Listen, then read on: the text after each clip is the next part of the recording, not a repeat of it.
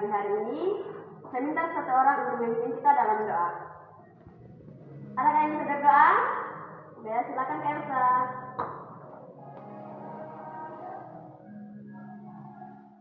Sebelum kita mulai materi hari ini, kita mengucapkan Tuhan terima kasih banyak atas Bapak, kita telah menjaga dan melindungi kami Bapak, tentunya kami mendengarkan materi yang dijelaskan ini kami tidak pahami dan mengerti dari kehidupan kami tetapi kami semua Bapak amin. Terima kasih Kak Elsa, silakan duduk.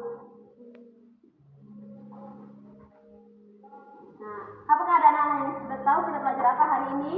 Sudah tahu nih. Belum tahu nih. Nah, sekarang kita belajar mata pelajaran PPKN dan dengan tema menghargai perbedaan. Nah, pengertian menghargai perbedaan itu adalah menghargai perbedaan adalah sikap yang menunjukkan penerimaan dan penghormatan terhadap beragam karakter, kebiasaan, adat istiadat, bahasa, agama, ras, jenis kelamin, fisik, dan latar belakang orang lain. Nah, perbedaan adalah hal yang tidak bisa dihindari dalam kehidupan sosial kita. Oleh karena itu, penting untuk menumbuhkan sikap saling menghargai sejak usia dini, agar kehidupan menjadi lebih harmonis dan penuh warna. Dengan menghargai perbedaan, kita belajar untuk tidak hanya bertoleransi, tetapi juga untuk merayakan keunikan setiap individu. Nah, di sini Miss ambil contoh ya. Ketika ada teman yang berbeda agama dan merayakan hari besar agama mereka, kita dapat menghormati dan memberikan ucapan selamat. Misalnya, mengucapkan selamat hari raya kepada teman yang merayakan Idul Fitri atau Natal, meskipun kita tidak merayakannya. Contohnya, tadi malam kan agama Kristen lagi merayakan apa? Natal. Adakah yang berbeda agama di sini? Ada. Siapa? Elsa agama apa? Agama Islam. Apakah Kak Elsa ikut untuk merayakan Natal bersama agama Kristen? Tidak. Nah, Kak Elsa harus belajar untuk ikut merayakan Natal ya. Dan kita di sini kan satu keluarga di dalam sekolah. Bisa Kak Elsa? Ya. Nah, yang kedua adalah bentuk perbedaan di lingkungan sekitar. Nah, di sekitar kita terdapat berbagai macam perbedaan yang meliputi yang pertama itu ada suku. Nah, di Indonesia kan memiliki banyak suku bangsa seperti Jawa, Batak, Bugis, Minangkabau, dan masih banyak lagi. Nah, setiap suku memiliki bahasa, adat, dan tradisi yang berbeda. Miss mengambil contoh di sini adalah suku Jawa. Nah, suku Jawa memiliki tradisi selamaten dalam rangka syukuran, sementara suku Minangkabau memiliki tradisi rendang sebagai bagian dari kuliner khas. Bisa dimengerti anak-anak? Bisa, Miss. Stop main HP, dengar Miss lagi menjelaskan.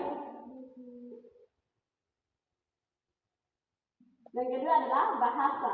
Nah, bahasa daerah yang berbeda-beda adalah bagian dari kekayaan budaya di Indonesia. Ada lebih dari 700 bahasa daerah Indonesia.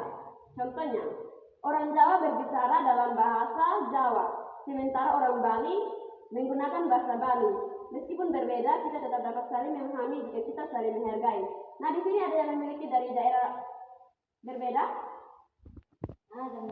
Nah, pasti bahasa daerah kan berbeda. Saya dari daerah mana? Rote. Kalena? Dari Sumbar nih, Sumbar Tengah nih. Nah, pasti bahasa daerah berbeda-beda ya. Contoh di dalam kelas ini kan, semua siswa menggunakan bahasa daerah, pasti tidak saling mengerti ya. Tidak nih. Nah, jadi untuk itu di dalam kelas itu harus menggunakan bahasa apa? Indonesia. Ya, pintar. Anak-anak ini sangat pintar. Tepuk tangan untuk kita semua. Nah, yang ketiga itu adalah agama. Indonesia dikenal dengan keragaman agama yang dianut oleh masyarakatnya, seperti Islam, Kristen, Hindu, Buddha, dan lainnya. Nah, contohnya adalah saat perayaan Natal. Teman yang beragama Kristen mungkin merayakan dengan mengikuti ibadah gereja. Iya kan? Iya. Nah, sementara kita yang beragama Islam tetap memberikan ucapan selamat dengan penuh rasa hormat. Begitu ya Kak Elsa? Nah, yang ketiga adalah kebiasaan. Setiap individu atau kelompok masyarakat memiliki kebiasaan yang berbeda. Contoh, ada kebiasaan di beberapa daerah untuk selalu menyambut tamu dengan makanan khas daerah, sementara di daerah lain kebiasaan tersebut tidak dilakukan. Nah, contoh di Sunda Kalena itu kalau menyambut tamu dengan apa ya?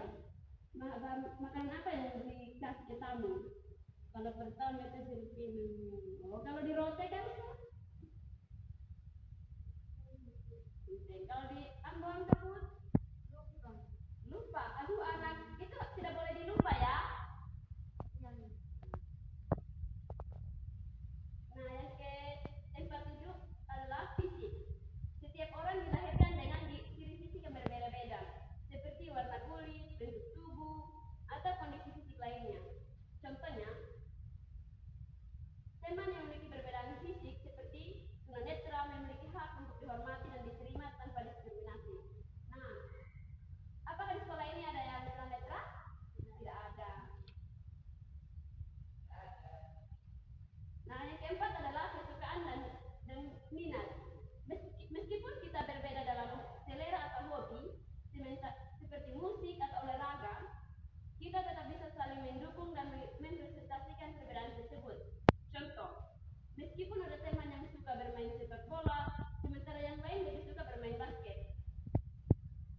Nah, mereka tetap bisa bermain bersama dengan menghargai selera masing-masing. Bisa ya?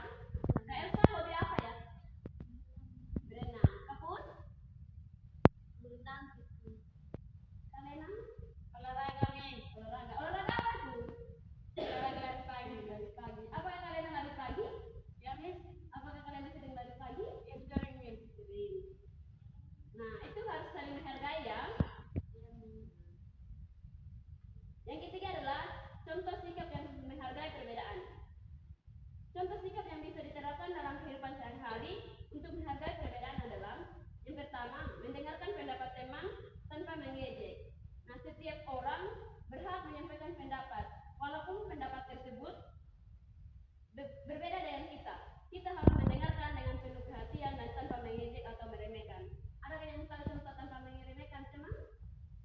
Menghargai pendapat orang? Ada yang tahu? Ya, seperti apa kalian? Jika teman kita sedang berbicara, kita tidak boleh apa yang kita tidak boleh. Aku sudah bisa lupa lagi nih. Tidak boleh. Betul sekali. Betul Kak Elsa. Aduh, lupa Miss, maaf Miss. Ya, terima kasih kalian atas jawabannya. Apakah ada pendapat dari Kak Elsa atau Kapur? Tidak ada. Terima kasih atas jawabannya Kalena. Nah, seperti tadi yang dikatakan oleh Kalena, jika ada teman yang mengungkapkan pendapatnya mengenai cara menyelesaikan tugas kelompok, meskipun berbeda dengan pendapat kita, kita harus memberi kesempatan untuk mendengarkan dan mendiskusikan dengan sopan ya. Ya, terus tidak memilih teman saat bermain. Nah, saat bermain sangat penting agar tidak ada teman yang merasakan diabaikan atau terpinggirkan hanya karena perbedaan. Contohnya, ketika bermain di lapangan, kita tidak boleh memilih teman berdasarkan latar belakang atau penampilan mereka. Semua berhak untuk ikut bermain. Bisa ya? Nah, contoh kalau dalam bermain itu anak-anak jangan hanya memilih kaya dengan yang kaya, miskin dengan miskin ya. Itu bisa. Nah, itu tidak menghargai teman. Jadi tidak boleh memilih-milih teman ya anak-anak. Ya, nah, yang keempat itu adalah menghormati adat dan agama orang lain. Walaupun kita mungkin tidak merayakan adat atau agama tertentu, menghormati tradisi orang lain sangat penting untuk menciptakan kehidupan yang harmoni. Contohnya saat teman merayakan hari besar agamanya, kita bisa memberikan ucapan selamat dengan penuh rasa hormat. Manfaat menghargai perbedaan. Adakah yang tahu manfaat menghargai perbedaan orang lain? Ya, Elsa?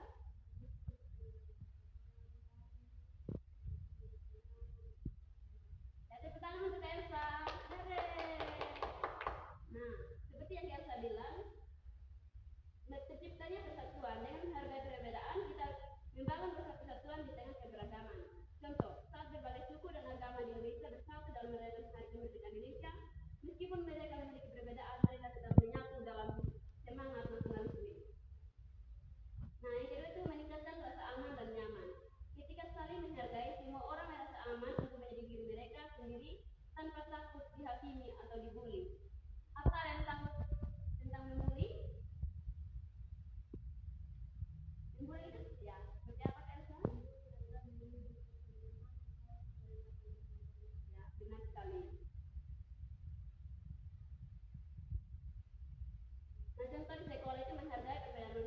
semua siswa merasa nyaman untuk berpendapat, berpakaian sesuai dengan adat mereka dan merayakan hari besar mereka tanpa rasa takut dihina.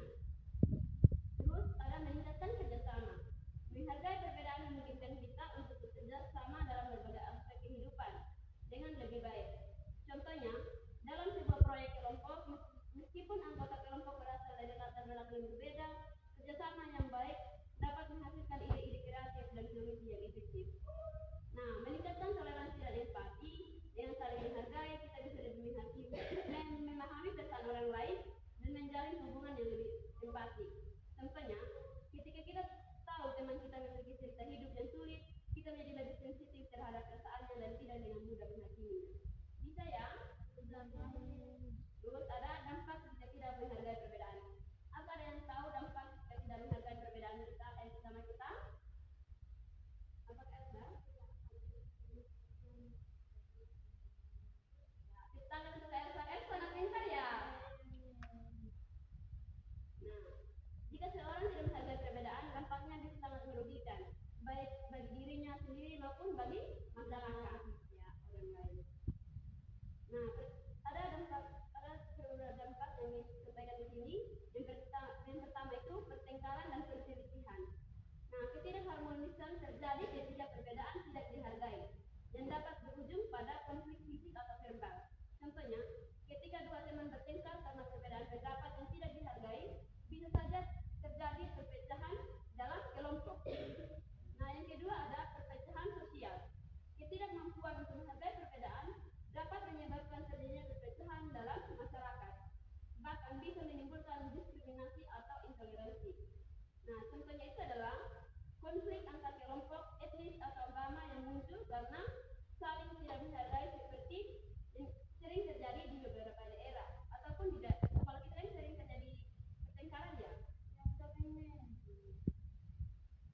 Yang ketiga itu adalah saling membenci. Jika tidak ada saling menghormati, rasa benci dan antipati bisa muncul dan membuat hubungan sosial menjadi tidak sehat. Nah, contohnya itu adalah ketika ada kelompok yang merasa lebih unggul dan merendahkan kelompok lain, ini bisa menumbuhkan kebencian dan ketegangan. Terus yang keenam ada cara menumbuhkan sikap menghargai perbedaan. Ada yang tahu cara menumbuhkan sikap menghargai perbedaan? Ya. Salena? Bisa coba menjawab cara menumbuhkan sikap menghargai perbedaan itu seperti apa? Cara apa nih? Menumbuhkan sikap menghargai perbedaan. Kita sudah boleh mengenali. Ada salah yang ini? Tidak. Ulang. Apa? Apa nih? Saya tidak tahu. Nanti baru dijelaskan ya. Kaput? Tidak tahu. Kaput kenapa susah sekali ya? Sakit nah? Ya, sakit. Sakit apa? Sakit kepala. Sakit kepala. Masih bisa bertahan atau mau pulang? Sudah tidak bisa lagi. Nah, ini tinggal sedikit penjelasan dari Indonesia, sudah bertahan. Nah, beberapa cara yang bisa dilakukan untuk menumbuhkan sikap menghargai perbedaan antara lain. Yang pertama, belajar memahami perasaan orang lain. Nah, tepuk tangan untuk kita semua. Nah, kita itu harus cobalah untuk selalu melihat segala sesuatu dari sudut pandang orang lain. Contohnya, jika teman kita sedang marah atau sedih, kita bisa mencoba untuk lebih sabar dan mendengarkan perasaannya. Nah, contoh Kapun kan lagi dalam keadaan sakit. Nanti di jam sehat, Kalena dan Kak Elsa bisa menanyakan kondisi Kaput ya. Bisa anak-anak? Ya, Miss. Nah, terus yang kedua adalah membiasakan diri untuk bersikap sopan. Bisa? Miss. Bersikap sopan kepada semua orang, mau apapun latar belakangnya adalah kunci untuk menciptakan lingkungan yang saling menghargai. Benar sekali Kak Elsa. Nah, contohnya adalah mengucapkan terima kasih dan maaf saat berinteraksi dengan orang lain. Nah, itu adalah hal apa? Yang menunjukkan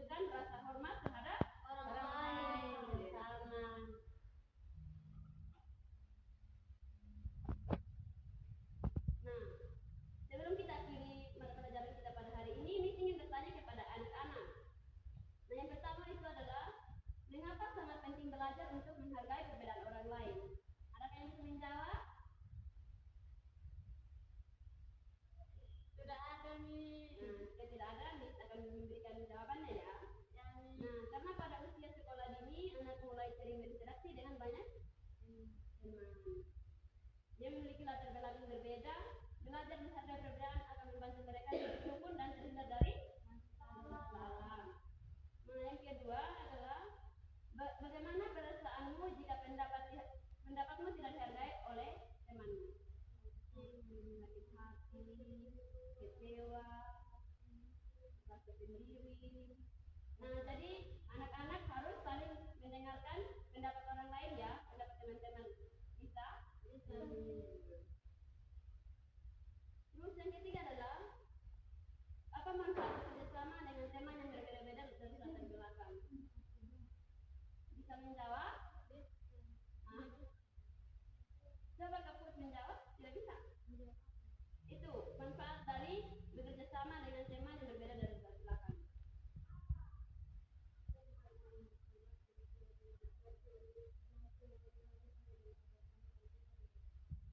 Aduh, gak cetan saya usahakan.